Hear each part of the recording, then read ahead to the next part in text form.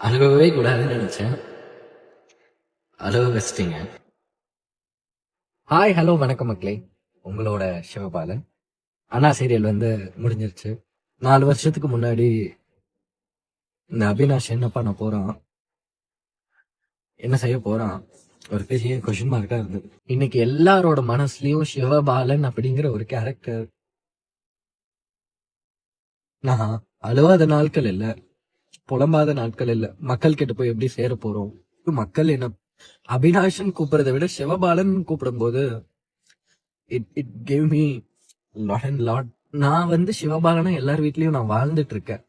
என்னோட லைஃப்ல இதுக்கப்புறம் நிறைய ரூல்ஸ் பண்ணுவேன், பண்ண போறேன், உங்களை எல்லாரையுமே என்டர்டைன்மெண்ட் பண்ண போறேன். ஆனா இந்த சிவபாலன் வந்து ஹீஸ் மை ஃபர்ஸ்ட் குழந்தை. அது சிவபாலன் தானே, சிவபாலன் தானேன்னு ஒரு ஒரு வாட்டியும் நான் அம்மா அப்பாவோட வெளியில போகும்போது, ஃப்ரெண்ட்ஸோட வெளில போகும்போது, நீங்க நல்லா நடிக்கிறீங்க, லேடி கெட்டப்ல அழகா இருந்தீங்க, எதுக்குமே லாய்க்கு இல்லைன்னு சொன்ன அவங்க முன்னாடி அல்ல நிமிந்து ஐம் சம்திங் கிரேட் அப்படின்னு உணர்த்திருக்கீங்க. ரொம்ப ரொம்ப ரொம்ப ரொம்ப நன்றி.